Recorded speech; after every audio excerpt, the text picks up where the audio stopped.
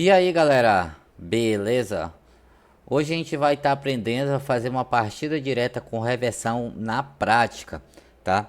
Então, isso aí vai ser uma sequência, né, da aula anterior que foi uma partida direta. Ou seja, né, a gente vai fazer esse motor rodar em um sentido e rodar em outro sentido. Então a gente vai estar vendo isso também na prática, ok? O que foi mudado da aula anterior para essa, tá? Foi acrescentado mais uma contatora que é exatamente para fazer sentido horário e sentido anti-horário. Como é que isso acontece, tá? A reversão, tá, da rotação do motor, ela acontece quando você inverte a relação das fases. Ou seja, por exemplo, no primeiro exemplo que a gente deu, que era uma partida direta, entre a fase R, S e T, ok? Então ela sai também R, S e T e vai para o meu motor, ok? Se a fase porventura ela entrar invertida, por exemplo, TRS, né, e sair dessa mesma sequência TRS, o meu motor ele vai rodar em outro sentido, ok? Então, beleza. Então vamos lá, pessoal. O que que acontece? A gente tem uma sequência RST e aqui a gente tem desse outro lado como se fosse TRS. Então como é que a gente verifica isso aqui, ó? Tá? A gente tem que fazer inversão, vocês podem fazer inversão tanto em cima como embaixo, tá? Das fases. Ou seja, tá? Eu peguei, por exemplo, a primeira fase aqui, ó. A primeira fase, ó. Ele está sendo ligada no meu L3. Então, por exemplo, o meu L1 daqui, ó. O L1 daqui está sendo ligado no meu L3. O L2 eu mantenho, tá? Ó, perceba aqui, ó. Eu mantive o meu L2. E aqui, ó. O meu L3 de K1, tá? Ó, L3 de K1 está ligado em L1 de K2. E aqui a saída, elas se tornam padrão, tá? Tipo assim, ó, T1 com T1, né? Ou T2 com T2, T3 com T3. Então a gente só inverte ou em cima ou embaixo, tá bom? Isso é a parte de montagem. A gente também vai estar vendo isso aí na tela do computador. E aí a gente vai estar utilizando dois relés, né, para fazer essa função. E agora a gente vai estar utilizando a saída, né, y aqui, ó, 0 e y1. Y0 sentido horário e y1 sentido anti-horário, beleza? Então a gente vai lá para a tela do computador. Pessoal, aqui na tela do computador a gente tem a estrutura, é bem parecida com a estrutura anterior, tá? O que foi acrescentado? Um botão, que é o botão B2, vai estar relacionado à entrada X2, ok? Na parte de força, aqui a gente acabei de explicar para vocês na prática, né, de como foi feita essa relação, ok?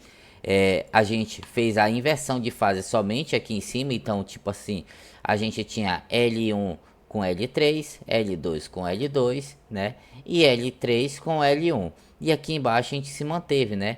T1 com T1, T2 com T2, T3 com T3. Então a inversão foi feita na parte superior das contatoras.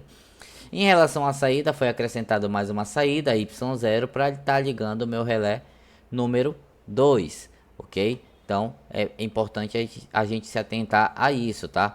A gente vai ter 12 relés e cada relé vai estar ligando uma contatora. Então a gente tem uma relação aqui, ó. R1 vai estar ligando o K1 e R2 vai estar ligando o K2, beleza? Numeração 9 e 5, 9 e 5. Então é importante a gente se atentar a isso, ok? Então a gente vai lá para parte de programação, beleza? Então vamos lá. Então vamos lá, pessoal. A gente tem a estrutura antiga montada já, né? Então o que, que a gente precisa acrescentar a mais? Vamos lá em Device Comments, né? Vamos aqui na parte de saída, a gente vai dizer que essa aqui vai ser a nossa saída para o relé, né? 2, R2. Pronto, a gente citou agora que a minha saída Y1 vai ser uma referência para o relé número 2. A minha entrada digital X2 vai ser meu start, né? E a gente pode colocar assim, ó, sentido anti-horário, ok? E esse outro aqui a gente vai colocar agora o seguinte, tá? Sentido horário, ok? Então vocês podem colocar da melhor forma que vocês acharem, tá? Então isso fica a critério de vocês, beleza? Então vamos retornar para a área de programação. O que a gente vai estar fazendo? A gente seleciona essa área, tem que ficar essa parte aqui, ó, cinza, ok? E vamos dar um Ctrl C. Vamos criar uma nova network, vamos dar um Ctrl V nessa network. Então a gente copiou a mesma imagem do que estava acima. Agora o que a gente precisa fazer é só fazer a substituição. Por exemplo, se lá agora era X1, agora vai ser meu X2, ok? Minha saída era Y0, vai ser Y1. Okay? E aqui meu selo também vai ser o selo de Y. Então agora a gente tem duas partidas diretas, ok? O que a gente precisa se atentar agora? A gente precisa se atentar na relação do intertravamento. Antigamente a gente fazia o intertravamento lá na parte física, né? Entre o contato 21 e 22 de K1 e K2. Já como a gente estava trabalhando com programação, esse selo ele vai ser feito aqui, então não necessita que a gente faça lá externamente. A gente ganha até mesmo tempo, quantidade de tempo e material, né, desperdiçado. Então a gente vai pegar dois contatos, vamos alocar eles aqui. Esses contatos, eles têm que ser normalmente fechados, tá? Porque ele tem que dar condição e a gente faz um cruzamento, tá? Y1 cruza aqui para cima, tá? E Y0 cruza aqui para baixo, ok? Então, dessa forma a gente tem duas partidas diretas, ok? Sendo que a gente tem um intertravamento. Dessa forma, olhando a parte, tá, de montagem de força, a gente sabe que a gente tem duas partidas diretas, porém elas estão intertravadas. E a forma como está desenhada a parte, tá, de força, significa que a gente tem uma partida direta com reversão. Lembrando, tá, gente, nem sempre esse desenho aqui vai ser uma relação de uma partida direta com reversão, tá? Isso vai depender muito de como é que está feito a estrutura da parte de força. Aqui a gente poderia muito bem entender que, por exemplo, o motor 1 só liga se o motor 2 não estiver ligado. O motor 2 só liga se o motor 1 não estiver ligado. Poderia ser um outro exercício, tá? Mas a gente pode pegar isso como base. Então é muito importante se atentar a isso, tá? A questão estrutural da parte de força com a parte de programação e comando, ok? Tá bom? Então aqui a gente tem nossa estrutura. A gente vai estar fazendo o download, tá? E colocar em modo online esse processo, ok? Vamos dar o play, transferir esse arquivo, tá? E aí a gente vai acompanhar em tempo real o funcionamento, tá, desse motor. Então percebe-se, né, na nossa programação que os Ys ali eles estão dando condição, ok?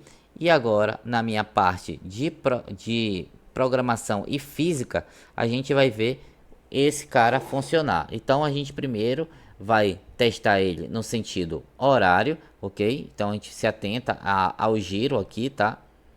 Desse rotor. Então vamos lá, ó. A gente deu o primeiro pulso, ó. Por que não foi? Lá a minha estrutura tá ligada, tá bom? Ó, vou desligar, ó. Vou ligar o relé número 2. Por que não foi? Porque o nosso disjuntor está desligado. Então vamos ligar o disjuntor. A gente sempre tem que se atentar à segurança, tá, gente? Por isso que não foi de primeira aqui, ok? Então vamos lá, ó. Vou ligar. Liguei o motor no sentido. Vamos esperar ver a rotação dele, ver o sentido de giro dele, ok? Bem lentamente, vamos aguardar.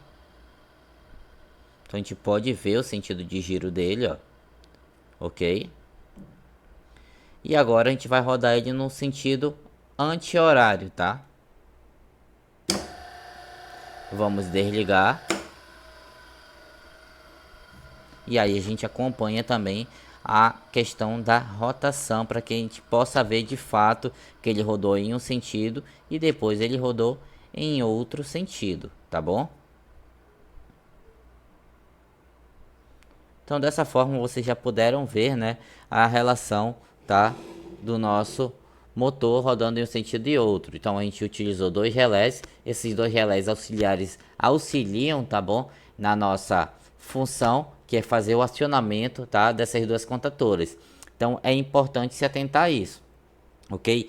Quando você trabalha com o CLP que ele não é saída a transistor, ele é saída a relé, aí você já não necessita desses dois caras. E vocês podem fazer diretamente, tá, a saída do CLP interligada à contatora. Mas é sempre importante, tá, se caso vocês queiram colocar uma proteção, utilizar um relé, porque se caso dê algum curto ou alguma coisa, quem vai queimar vai ser o relé e não a saída digital do teu CLP, ok? Então, para quem gostou, já deixa aquele like, compartilha, tamo junto, é nóis!